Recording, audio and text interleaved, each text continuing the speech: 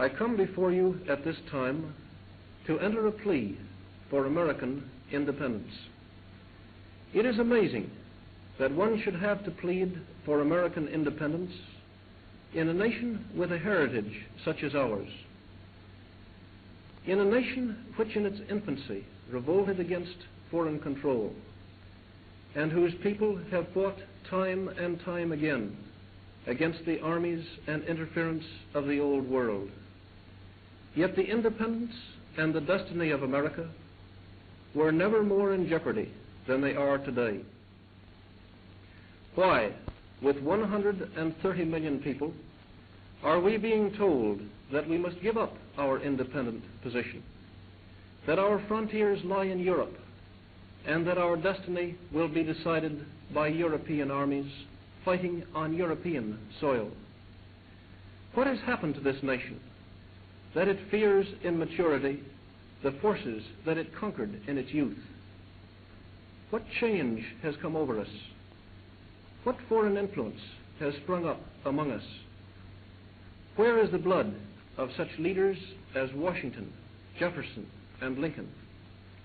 Blood that stood firm on American soil against the threats, the armies, and the navies of the greatest empires on earth. What we lack today is the type of leadership that made us a great nation. We do not question the need for rearmament, for reform, for a better economic system. What we do question is the leadership that has brought these conditions upon us. We question that the men who were unable to see these conditions in time to avoid them, who could not foresee the war in time to prepare for it, who refused to believe the reports of rearming abroad when there was still time for action, are now competent to carry this nation successfully through a period of great crisis. Under their leadership, we have alienated one after another the most powerful military nations of both Europe and Asia, at a time when we ourselves are unprepared for action, and while the people of our nation are overwhelmingly opposed to war. There is no question about the fundamental courage and solidarity of Americans when our national welfare is at stake.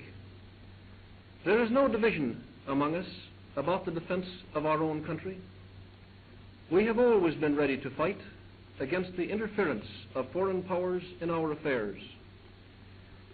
If need be, we are ready to die for the independence of America, as our forefathers have died before us when necessity arose. On a clearly American issue, we stand a united nation. It is only when we are asked to take part in the quarrels of foreign countries that we divide. Only when we are asked to merge our destiny with that of foreign lands. Only when an attempt is made to transfer loyalty for America to loyalty for some other nation. The fact is today that we are divided. We have not confidence in our leaders. We have not confidence in their efficiency or in their judgment. Instead of a Washington warning us against the wiles of foreign influence and excessive partiality for any nation, we are told that our frontiers lie in Europe. We do not need untold thousands of military aircraft unless we intend to wage a war abroad. What we do need is a thoroughly modern and efficient Air Corps, trained, equipped, and maintained for the specific mission of American defense. What we need even more, however, is balanced action, a clear-cut plan, and a consistent attitude. Adequate defense does not necessitate this alarm and confusion. With intelligent leadership, we could have built an impregnable defense for America without disturbing seriously our national life and industry. We have already spent more than enough money to have done this. With an army, a navy, and an air corps, of high quality and reasonable size, we could have maintained our position with safety at home and respect abroad.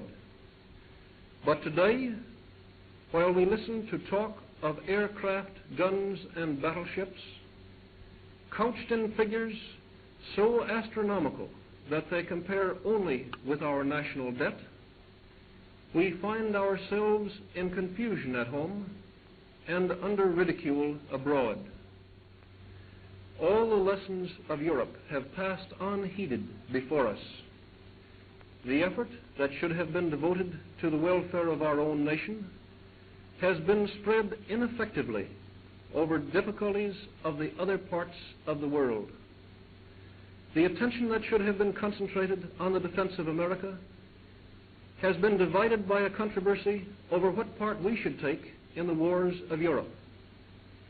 If we desire strength and freedom and independence for our country, the first step must be to assure ourselves of leadership which is entirely and unequivocally American. When a man is drafted to serve in the armed forces of our country, he has the right to know that his government has the independent destiny of America as its objective, and that he will not be sent to fight in the wars of foreign lands. The doctrine that we must enter the wars of Europe in order to defend America will be fatal to our nation if we follow it.